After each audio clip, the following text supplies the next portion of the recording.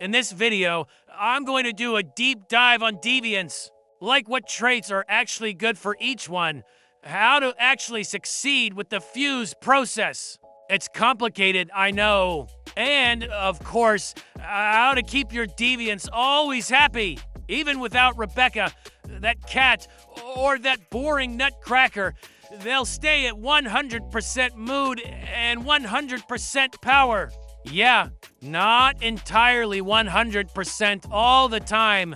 They run out, you know? But at least they'll always be ready to work. Especially Chefosaurus, that darn chef who makes our buffs. So, instead of wasting any more time that I could be using to cause some interdimensional chaos in life, let's break them down one by one. But first things first, listen up. This fuse discussion only applies to regular deviants, okay? Not Lunar or Starfall, you can't fuse those. For now, at least. All right, what are the good traits for a deviant? The answer depends on what you need. That's the standard answer for simpletons. It's true. For Territory deviants, for example, I usually focus on anti-burnout and a world of charm. One recovers power faster, other recovers mood faster for the whole territory. These two traits are essential for keeping your Territory deviants happy, to the point where they forget they're being enslaved. Then there's Cheer Up 3, which gives an extra 50% mood.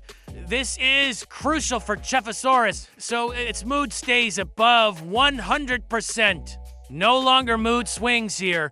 Why? Because the resulting buff will be at its maximum, 38%. The buff won't max out just from a rating 5 alone. Understand? Mood is critical. Other traits, Moonlight Assault for Chefosaurus, whatever. Then there's Brute Force Rule for resource-gathering deviants like H37, that paper doll, and those useless rabbits. And Herbivore trait is usually for the mushroom deviants, increasing the chance of getting deviated plants. Little gardeners, that covers Territory deviants. Now, for combat deviants, we have Crackshot and Psychic Kid. One's for physical damage or weapon damage. The other is for status damage. So, if you're using the P9, that boring, stupid gun Crackshot is the best choice because it gives an extra weapon damage effect.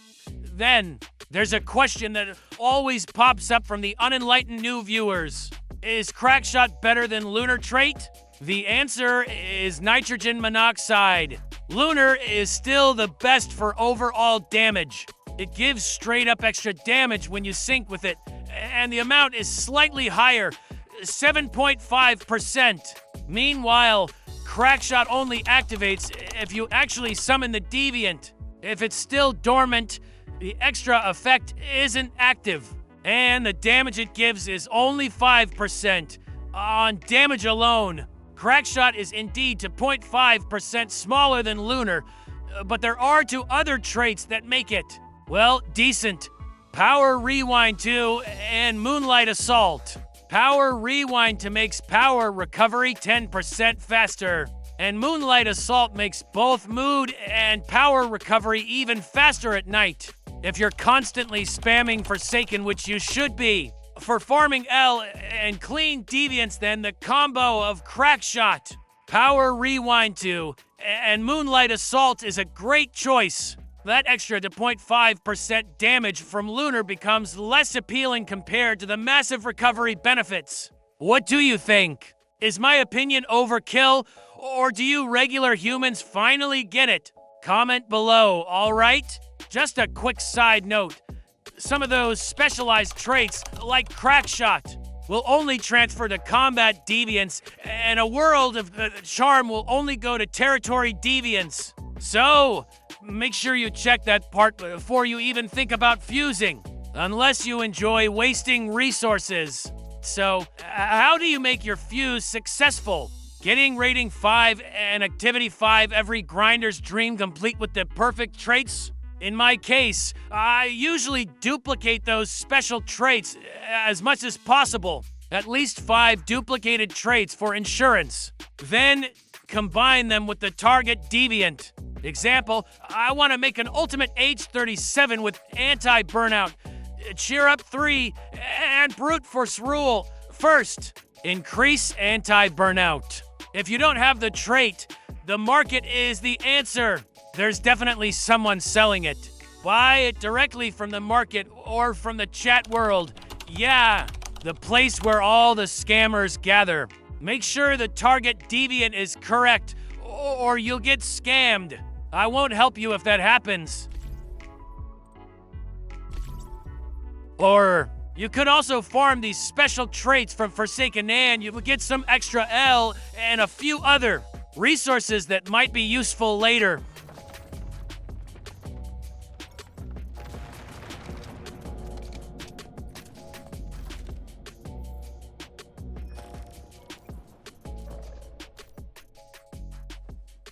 You can also try fishing in this area to catch electric eels and hopefully snag a special trait. That's for Territory Deviants. For Combat Deviants, I usually just spam Shadow Hound and then pray your RNG is good enough for one of those special traits to actually drop. To duplicate a trait, I pair it with a blank clean deviant. Then, to increase the success rate to 80%, we fill the material slots with blank deviants too. Use the fuse chance first, so we can make other clean deviants. This way, the chance will be much higher.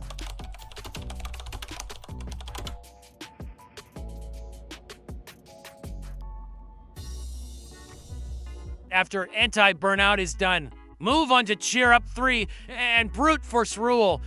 Cheer Up 3 and Brute for Cruel are easier to find. Honestly, Cheer Up 3 is all over the market, and Brute Force Rule just involves hunting bears in this one cave.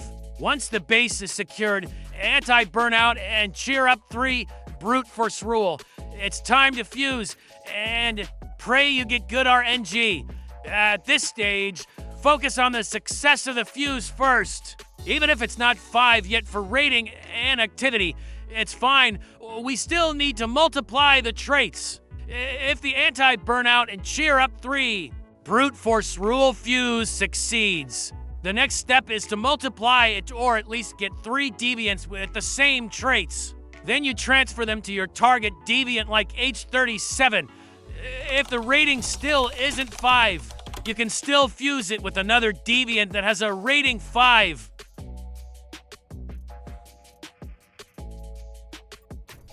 And this is where those copied deviants with the 3 traits come into play. See, you can still guarantee at least a rating 5 for your target deviant even if your first attempt fail. With those extra copies, you don't have to worry about Cheer Up 3, Anti-Burnout, and Brute Force Rule because they are guaranteed to show up. Or if your fuse combination includes other traits, at least their chance of appearing is much higher, giving you a bigger guarantee. But if you're aiming for rating 5 and activity 5 too, then you'll need to deviants that already have rating 5 and activity 5. Those will be the shells to hold those 3 special traits. And once again, you better hope your RNG is good so you get both activity and rating 5 with those 3 traits. Oh, right. Make sure you add a similar type of deviant as a material so the chance of getting the target deviant increases, okay? Otherwise, the result will be 50-50, and we don't want that. That's pretty much what I do, but again, it's about RNG after all. So, I hope you guys have good RNG.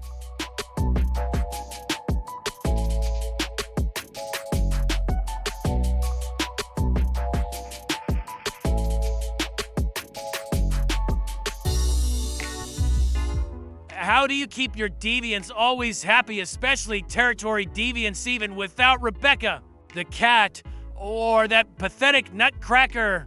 The answer is because I use this specific trait combo on almost all my Territory Deviants. A World of Charm, Anti-Burnout, Wild Dream, and Sweet Talk. With this combination, the Territory Deviants will always be happy. until they forget they're working without any compensation at all. Even if their power and mood drop, it recovers super fast. I rarely see them dormant. Hardworking fools. And that concludes our deviant discussion for today. If there's anything unclear, or if you have questions, just write them in the comments. If you like this breakdown, please leave a like too. Hope this was useful, and I'll see you guys in the next video. See you guys. Have a nice day.